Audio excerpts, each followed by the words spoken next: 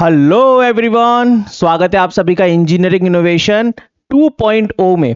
दोस्तों, एमपीपीटीसीएल 2025 का जो एग्जामिनेशन हुआ था उसका रिजल्ट भी आ गया है और कल के दिन आप सभी को मेल आया होगा जिसमें डॉक्यूमेंट वेरिफिकेशन की डेट बताई गई है और ये डॉक्यूमेंट वेरिफिकेशन की लिस्ट है दोस्तों।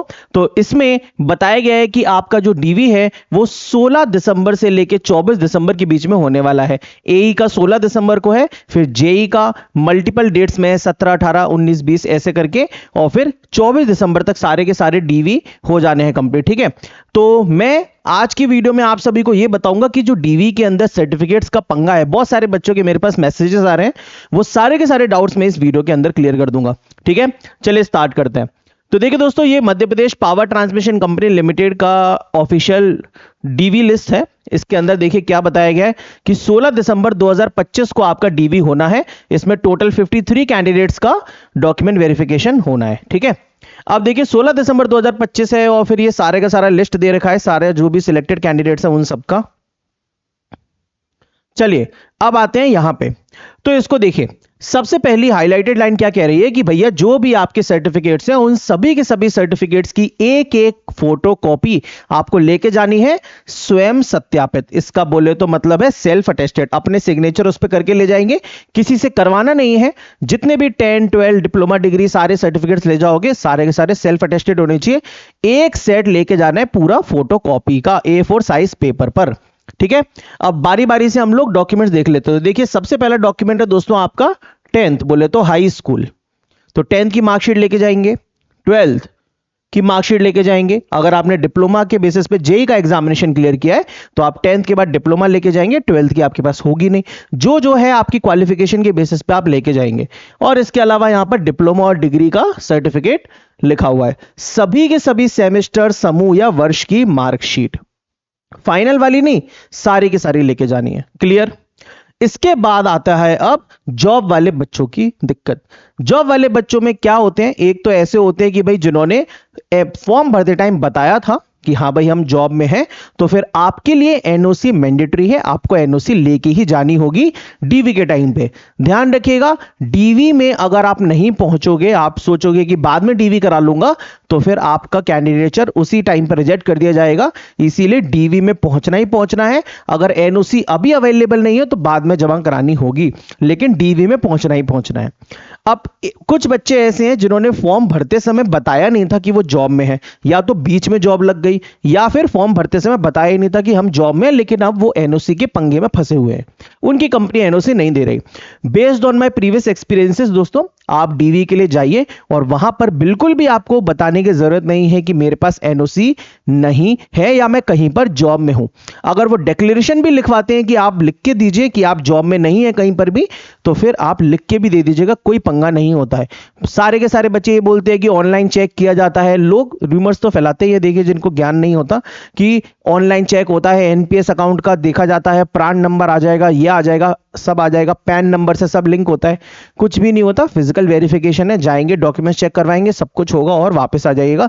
सीधे सीधे मना कर दीजिएगा मैं किसी कंपनी में काम नहीं करता, क्योंकि आप अपनी रेस्पेक्टिव कंपनी को रिजाइन देके ऑफिशियली इसको ज्वाइन करेंगे ज्वाइनिंग डेट से पहले, इसीलिए कोई पंगा नहीं है, परेशान मत होइए। ठीक है, चलिए तो यहां पर क्लियर है, अगर आपके पास एनओसी है तो फिर आपको लेके जाना है, और अगर नहीं है तो प्रोसेस मैंने बता दिया, जो ऑलरेडी फॉर्म भरते टाइम बता दिए कि हाँ हम जॉब में है तो एनओसी मैंडेटरी है, और फॉर्म भरते टाइम नहीं बताया कि एनओसी, मतलब फॉर्म भरते टाइम नहीं बताया कि हम जॉब में है तो एनओसी मैंडेटरी नहीं है, आप बस वहां पे मना कर दीजिएगा कि हम जॉब में नहीं है। चलिए इसके बाद आते हैं कास्ट सर्टिफिकेट पे। तो अनुसूचित जाति, एससी, एसटी और ओबीसी का कास्ट सर्टिफिकेट चाहिए यहां पे। ठीक है, जाति और श्रेणी प्रमाण पत्र जो केवल राज्य सरकार की सेवा के लिए लागू हो। अब ऑब्वियसली बात है, जो कोटा था वो केवल एमपी के बच्चों के लिए था, तो मध्य प्रदेश राज्य सरकार का आपको कास्ट सर्टिफिकेट लेके जाना है। और यहां पे अनुविभागीय अधिकारी राजस्व द्वारा जारी जाति या श्रेणी प्रमाण पत्र, मतलब रेवेन्यू ऑफिसर तक आपको उसको वैलिडेट करवाना रहेगा। ठीक है, अगला है इनकम सर्टिफिकेट। तो देखें यहां पर ओबीसी नॉन क्रीमी लेयर के लिए माता या पिता का चालू वित्तीय वर्ष में सक्षम प्राधिकारी द्वारा जारी आय प्रमाण पत्र। तो चालू वित्तीय वर्ष मतलब 2025-26, 2025 26, अभी यही चालू वित्तीय वर्ष है, तो 1 अप्रैल 2025 के बाद का आय प्रमाण पत्र बनवाना होगा। ठीक है, चालू वित्तीय वर्ष का। इसके बाद यहां पर ईडब्ल्यूएस की बात करें तो देखिए ईडब्ल्यूएस के लिए लिखा है सेम चीज, आपको वही मध्य प्रदेश सरकार के अनुविभागीय अधिकारी या तहसीलदार द्वारा जारी वर्तमान वित्तीय वर्ष दिनांक 1 अप्रैल 2025 या उसके पश्चात जारी परिवार का आय और संपत्ति प्रमाण पत्र, बेसिकली ईडब्ल्यूएस का सर्टिफिकेट चाहिए। समझ गए ना? चलो 1 अप्रैल 2025 के बाद का। सर मेरे पास फॉर्म भरते समय मैंने इससे पहले का भर दिया था, अब मैंने नया वाला बनवा लिया, तो क्या वो चल जाएगा? कोई दिक्कत नहीं है। एप्लीकेशन फॉर्म में आपने अगर कोई पुराना सर्टिफिकेट लगा दिया हो, कास्ट वाला या इनकम वाला, कोई दिक्कत नहीं है, वो भी ले जाइए। और अब नया वाला जरूर ले जाइएगा, वो जरूर बनवा लीजिएगा। अगर नहीं बनवाया है तो बनवा लीजिए भाई फटाफट, 10 दिन बाद तो आपका डीवी है। चलिए इसके बाद डोमिसाइल। डोमिसाइल किसको चाहिए? ऑब्वियस सी बात है, जो एमपी कैंडिडेट्स हैं, एमपी स्टेट के हैं, उनको चाहिए डोमिसाइल। और हां, जो अदर स्टेट के हैं उनको कास्ट वगैरह ले जाने की जरूरत नहीं है। जैसे कोई अदर स्टेट का ओबीसी का या एससी एसटी का सिलेक्ट हुआ है तो आपको कास्ट सर्टिफिकेट ले जाने की जरूरत नहीं है। क्यों? क्योंकि आपने अप्लाई किया था यूआर में और आप सिलेक्ट भी हो गए यूआर में, तो फिर आपको कास्ट सर्टिफिकेट की, ईडब्ल्यूएस की, ओबीसी की, किसी की भी जरूरत नहीं है। चलिए अब आते हैं मेन चीज पर, एक है मेडिकल और दूसरा है कैरेक्टर सर्टिफिकेट। कैरेक्टर सर्टिफिकेट की क्या प्रोसेस है सबसे पहले वो बता देता हूं। देखिए कैरेक्टर सर्टिफिकेट का हिसाब किताब ये है। सबसे पहली बात तो बहुत सारे बच्चे इस टेंशन में है कि इन्होंने कोई भी हमें फॉर्मेट नहीं दिया है, तो जरूरत भी नहीं है फॉर्मेट की। आपको क्या करना होगा, आप जहां भी रहते हैं, ठीक है, जहां भी आप रहते हो उस जगह के जिले में आपका थाना होगा। आपका जो लोकल एरिया जहां आप रहते हो उसके बगल में आपका जिले के अंदर थाना पड़ता होगा। आप उस थाने में जाएंगे, वहां पर बोलेंगे कि हमें कैरेक्टर सर्टिफिकेट बनवाना है ना, चरित्र प्रमाण पत्र बनवाना है। तो वो बोलेंगे कि पहले आप ऑनलाइन रसीद कटवा के आइए। तो आपका स्टेट का पोर्टल होता है, वहां पे आप जाएंगे ऑनलाइन वाले के पास और वो आपकी एक रसीद काट के आपको एक रसीद दे देगा कि हाँ भाई कैरेक्टर सर्टिफिकेट की रसीद कटवाई। ठीक है, वो रसीद आप जाके थाने में दिखाएंगे, थाने वाले को दिखाएंगे तो फिर वो वहां से एक आपको सर्टिफिकेट बना के देगा। ठीक है, थोड़ा बहुत कुछ देख लेना है ना, जल्दी बना के दे दे, उसके लिए बात कर लेना उस हिसाब से कि मैडम जल्दी करवा दीजिए, ठीक है, या सर जल्दी करवा दीजिए। वो सर्टिफिकेट बना के देगा। उसी सर्टिफिकेट को आपको अपने जिला के एसडीएम, ठीक है, सब डिविजनल मजिस्ट्रेट के पास ले जाना होगा और एसडीएम का सिग्नेचर और सील उस पर लगवाना होगा। ये प्रोसेस आपका कैरेक्टर सर्टिफिकेट का है। कोई भी ऑफिशियली आपको अलग से फॉर्मेट की जरूरत नहीं है। आप पहले ऑनलाइन में रसीद कटवाएं, थाने में जाएं, थाने में अपना पूरा का पूरा बताएं और वहां से आपको जो मिलेगा उसको ले जाएंगे एसडीएम के पास और वहां पे आपका हो जाएगा काम। ठीक है, खुद ही फिजिकली सब कुछ करवाएं, कोशिश करें, है ना, तो जल्दी हो जाएगा आपका। राइट, चरित्र प्रमाण पत्र की कहानी खत्म। अब आते हैं मेडिकल पे। देखिए भाई, मेरे मेडिकल में दिक्कत इन लोगों ने की थी।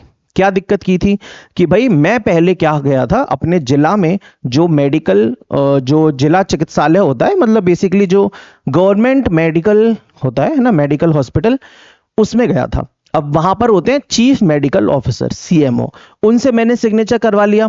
अब मैं सिलेक्ट हुआ था एई के पोस्ट पे, तो उन्होंने बोला नहीं ये नहीं चलेगा, तो जबलपुर से मुझे लौटा दिया। फिर मैंने क्या किया, दोबारा से मेडिकल का प्रोसेस किया। तो आप लोग ध्यान दीजिए यहाँ पे दोस्तों, बहुत ही सही चीज लिखी है यहाँ पे, देखिए आप लोग मिस कर जाते हैं। शासकीय जिला या संभाग मेडिकल बोर्ड, देखो शासकीय जिला या संभाग मेडिकल बोर्ड द्वारा जारी मेडिकल प्रमाण पत्र प्रस्तुत करना होगा। अब ये ए वाले बच्चों के लिए इंपॉर्टेंट है बहुत ज्यादा, क्योंकि आप क्लास 2 ऑफिसर हैं, ठीक है, तो आपके लिए मेडिकल बोर्ड द्वारा जारी प्रमाण पत्र चलेगा। अब मेडिकल बोर्ड अगर आप मध्य प्रदेश से हैं तो आपके पूरे के पूरे राज्य में 4-5 जगह पर ही बैठता है। अभी जैसे मैं ग्वालियर से था तो ग्वालियर में बैठता है मेडिकल बोर्ड वेडनेसडे को, ठीक है, जो बच्चे ग्वालियर से हैं ध्यान रखें। उसके बाद भोपाल में बैठता है, इंदौर में बैठता है, तो अलग अलग दिन बैठता होगा, हफ्ते में केवल एक ही दिन बैठता है। और ऐसा भी ऐसा भी पंगा नहीं है कि अगर मेडिकल सर्टिफिकेट अभी हमारा नहीं बन पाया तो फिर दिक्कत होगी क्या, कोई दिक्कत नहीं होगी। अगर आपका मेडिकल सर्टिफिकेट अब भी नहीं बन पाता है, मान लीजिए 16-17 तारीख तक नहीं बन पाता है, आपको इंफॉर्मेशन नहीं मिल पाती है, तो डीवी में जाइएगा, उनसे बोल दीजिएगा कि सर हमारा मेडिकल सर्टिफिकेट थोड़े टाइम बाद में बन पाएगा, अभी इतना कम टाइम में नहीं पॉसिबल हो पाया। तो मेडिकल सर्टिफिकेट से मेनली डीवी या ज्वाइनिंग की प्रोसेस नहीं रुकती, आपकी ज्वाइनिंग भी हो जाएगी, लेकिन सैलरी तभी आएगी जब आपका मेडिकल सर्टिफिकेट जबलपुर में जमा हो चुका हो। क्लियर है ये प्रोसेस? तो जिसने ये प्रोसेस कराया है वही आपको ये पुख्ता जानकारी दे पाएगा। मैंने खुद ये प्रोसेस कराया है, इसीलिए मैं आपको बता रहा हूं। तो मेडिकल सर्टिफिकेट का हिसाब किताब क्लियर है। एक होता है जिला चिकित्सालय, उसके ऊपर होता है मेडिकल बोर्ड। तो आपके शहर में मेडिकल बोर्ड का, जिला में कहां पर है ऑफिस, उसको पता करिए। अदर स्टेट के हैं तो अदर स्टेट के भी चल जाएगा। ऐसा जरूरी नहीं है कि सर अदर स्टेट का नहीं चलेगा, कि जैसे अब मैं बिहार से या यूपी से सिलेक्ट हुआ हूं तो क्या मुझे एमपी में आके ही करवाना पड़ेगा? जी नहीं, आप अदर स्टेट में ही करवा सकते हैं, उससे परेशानी नहीं है, लेकिन मेडिकल बोर्ड द्वारा ही बनवाना होगा। और बाद में भी दे सकते हैं अगर अभी नहीं हुआ पॉसिबल तो, लेकिन कैरेक्टर सर्टिफिकेट आपको अभी ले जाना पड़ेगा। कैरेक्टर सर्टिफिकेट डीवी के टाइम पे चाहिए, मेडिकल वाला अगर पॉसिबल नहीं हुआ तो बाद में भी। ठीक है, अब जेई की बात कर लेते हैं। अच्छा, ये एक और चीज है कि पासपोर्ट 4 फोटो चाहिए, पासपोर्ट साइज 4 फोटो चाहिए। जेई के अंदर भी देखिए दोस्तों, सब कुछ सेम ही है ना। जेई के अंदर भी क्या है, सब कुछ सेम है। जेई की जो डेट है वो 17 अलग अलग डेट पर है। ये 17 दिसंबर 2025 को है कुछ बच्चों का। कितने बच्चों को बुलाया? 70 बच्चों को 17 दिसंबर को बुलाया है। तो इसमें पूरा का पूरा लिस्ट दे रखा है। फिर वही है, 17 दिसंबर सेम ऑफिस में जाना है, रामपुर जबलपुर। और बाकी सब कुछ सेम है। देखिए 10th 12th, ये देखिए 10 12th, diploma, degree, NOC, declaration, caste, income, EWS, domicile, medical character वही सेम। मेडिकल में क्या लिखा है? शासकीय जिला या संभाग मेडिकल बोर्ड द्वारा जारी मेडिकल प्रमाण पत्र। अब जेई वाली लिस्ट में भी इन लोगों ने मेडिकल बोर्ड लिख दिया है।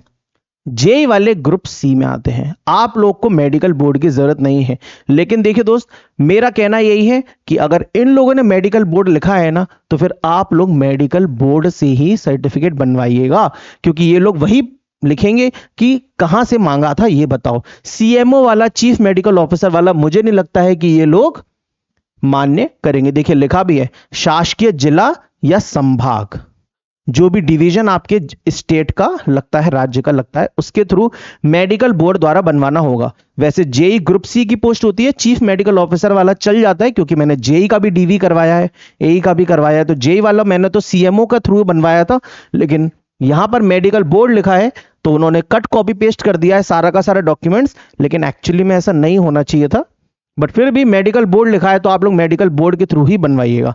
और कोई भी दिक्कत होती है या दिक्कत जो भी और कोई भी डाउट बचाओ, कमेंट सेक्शन में बता दीजिएगा, मैं आपको कमेंट्स में भी रिप्लाई कर दूंगा। ठीक है, चलिए, congratulations to you all the guys. आप सभी अच्छे से डीवी करवाइए और अपनी एक नई जर्नी स्टार्ट करिए। Thank you.